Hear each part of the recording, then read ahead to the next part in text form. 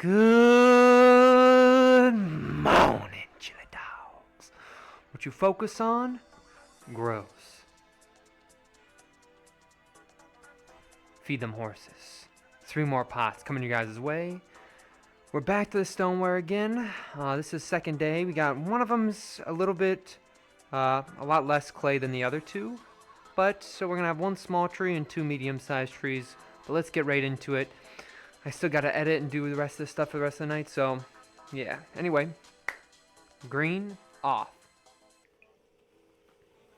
Okay, again, look, I'm always on that left third there. Bring that back a little bit. Take my 2 thumbs, push down. Get some water on the inside there. Take those back, almost like a little hook, right? Using my fingertips to cut through that base there. So walk that out to that edge there.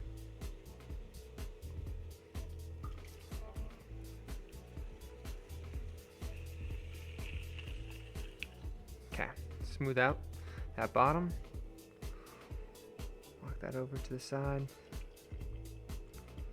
Okay, we're gonna grab our llama here. So llama's gonna come on in. What's up, guys? It's me, Mr. Llama. We're gonna start off with our first volcano of the day. I'll see you guys in a second. Camera B. Slowly right down to that bottom base and walking that llama towards us as those other hands are slowly, that left hand is slowly projecting that forward. Push that exterior inward, slowly take that finger, project a little bit of clay, a little bump right above that exterior hand, and then that's all you're doing is once you have this bump, you don't let go of that bump, and you're just slowly lifting it up like a baby bird, very slowly. Imagine that slug speed, always just going right up. You know, he's trying to get his next meal, but he can only move as fast as a slug can. We don't want as much tension on the top. We're going to be bringing it out when we do the tree form here. And so we're going to go with the centrifugal force. It's thinner on that top anyway, and we're going to go out wide. Okay. And if I want this to twist up more in this middle, right, I got to have some more tension or some more, basically I got to thin out that clay, right? So that's what I'm going to do right now. I'm going to thin that out towards that bottom. So then when I bring this tension on the top, you can see how it wants to twist lower. And slowly allow that clay to twist up here. I want a little bit too wide, but we're going to be slow. Off that clay, and then kiss that rim.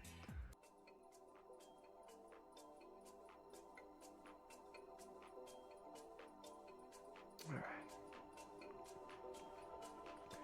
And here we go.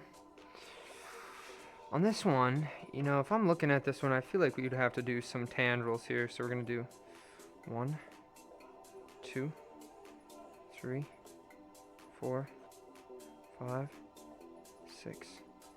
There we go. I'm going to curl these in.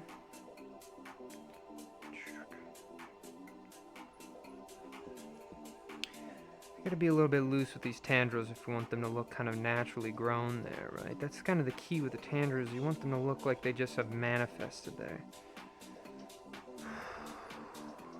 Get these a little twist up. Alright, a little more.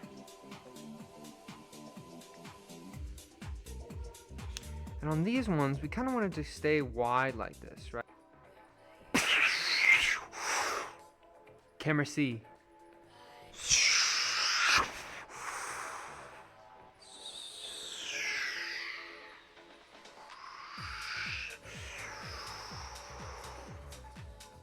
Camera B.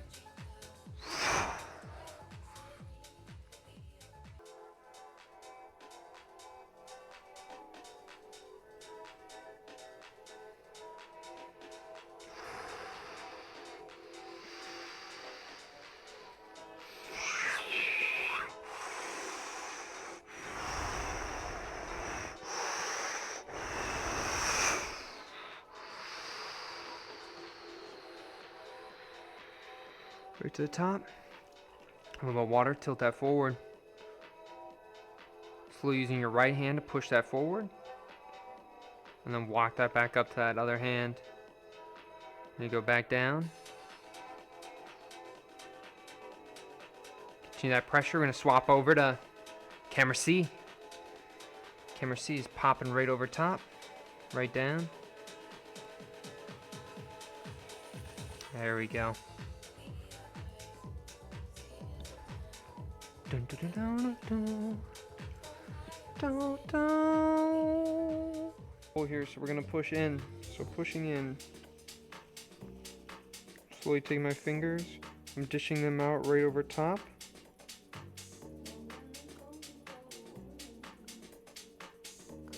I'm just carrying up this bump all the way to the top edge here. So look how I keep that bump defined all the way through the pole. Slow down a little bit when I get to the top. And you see how the bump kind of dissipated when I got towards the top? Because it's already thin there, so I don't want to drag out a lot more clay than what I've already done, right? A little gentle when I go out to the top here. I want this to collapse in this middle part maybe a little bit more. And we're actually going to carry this twist down, so you're going to see. So if I hold it up here, naturally going to want to twist up, and I push this down a little bit, and I get ready, grab my hands, and I just want to bring this out wide. As you can see, I'm going to bring this out a little bit wider. Get ready, take that to its limit. It feels like it's going to collapse over to one side. Kiss that rim, and there we go. All right. And so you can see how it's off on this top is I didn't go as high on those twists. So watch, it's high, high, high, high, high, low, right? And so just one off can change the whole entire dynamic of the piece. But I stopped viewing them as mistakes and started trying to think of them as opportunities. And so that's what you can do with the double tandrel. And so hopefully we just gotta see how much of this lean wants to persist. Because I want to keep it leaning a little bit, but I don't want it to rip and tear. But let's have some faith in it, right? Mr. Llama! Mr. Llama, where you at?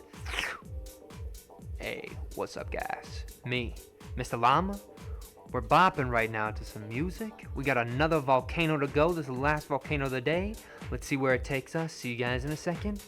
Peace. Camera B.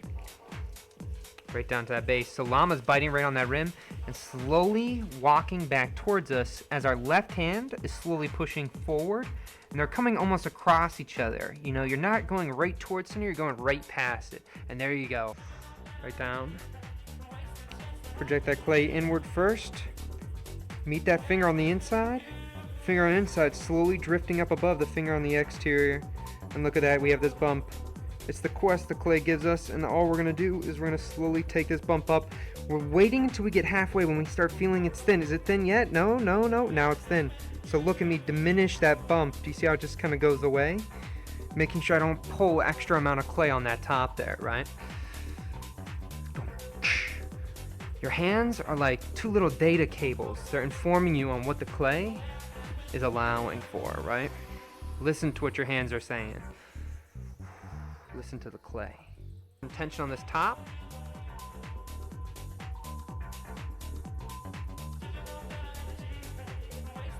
And watch that just twist on up. 1, 2, 3, 4, 5, 6, 7, 8. Bring this in. Bring this in. Bring this in. Bring this in. Right? And from 8, you get 4 petals. Look at that, guys. I'll show you. Camera C. Camera C. So you can see the 4 petals here, guys. Kind of looks cool. But here we go. So this is, say you just got done firing your pots. And you got to check the kiln. So you're going to open the kiln. Close the kiln. Open the kiln. Close the kiln. It's too hot. You can't pull the pots out yet, right? Close the kiln. Open the kiln.